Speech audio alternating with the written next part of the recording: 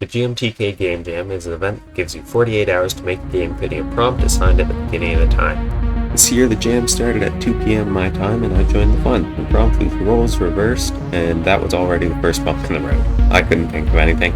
After a not very productive 15 minutes of brainstorming, I had no creative ideas, but I panicked and got to work on a top-down 2D game where you build a final boss dungeon. That was too much for me as I hadn't made a top-down game before, and every issue I found I wasn't quite sure how to fix. After wasting 8 hours, I realized that this wouldn't pan out in time and redirecting entirely was my best bet. So I deleted my work so far and started over. Luckily, since my sleep schedule is more of a sleep suggestion at this point, I was able to stay up and do a whole lot of coding on the current project that night. I got the core mechanic working well enough for the day and recorded the current state of the game before going to sleep. The groundwork takes a while, so this isn't much to show for 3 hours, but the basic idea for the game is reversing the roles of the enemy's attacks, so your only way to fight enemies is to swap places with them. By tomorrow, this will let you hit them with their own attacks or throw them into a dangerous situation you threw yourself into. Or at least that's the plan. The morning of day 2, I crawled out of bed way too early after staying up way too late. Luckily, it was the longest and most productive session that weekend. I got the swap working cleanly, enemies could attack, and you could have them hit by their own attacks, just like planned. I also spent enough time on level design to have about half the game done in 7 or 8 hours of coding. Now that hiccup I mentioned is a big one. I work at McDonald's and I had to work from 2 to 10 p.m. Not ideal, but it did give me time to think and really decide what I wanted to accomplish in the remaining time. There's not much I can do about that time loss except to make up for it, so when I got home, I got to work. That night, my goal was to make the boss fight.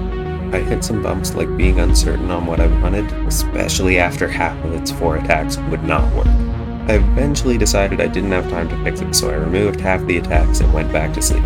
Tomorrow would be the final day and I would have until 2 p.m. to upload it to the game jam. I once again woke up way too early after staying up way too late, and then I got to work on the things I knew I still had to do.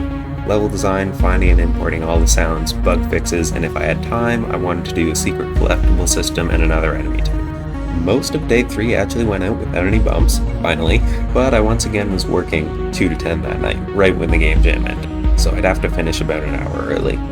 This was unnerving to say the least, but after completing my daily goals and the collectible system, I thought I didn't have any extra time, so I tried to figure out how to export my game and put it onto itch.io. I way overestimated the time it would take. This did, however, allow me to spend another half hour or so polishing the game and re-uploading the patch version before the jam ended.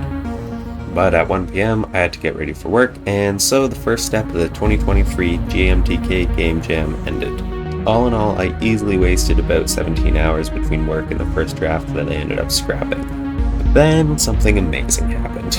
After work that night, I had a few reviews on my game, and holy shit were they good. My mouth dropped when I first warped and killed an enemy with the spikes. That was really cool. Apart from a few bugs, brilliant job. I really like the concept of this game, and it could easily be fleshed out into a more full release.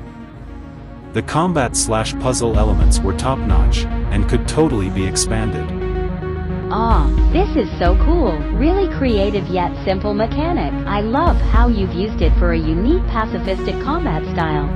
Those are all paraphrased for the sake of the video, but the full paragraphs are all overwhelmingly positive if I just fixed a few bugs and made the warping mechanic require less accuracy from the player. Both of which I've now done, but I won't be able to upload these changes until after the jam ends.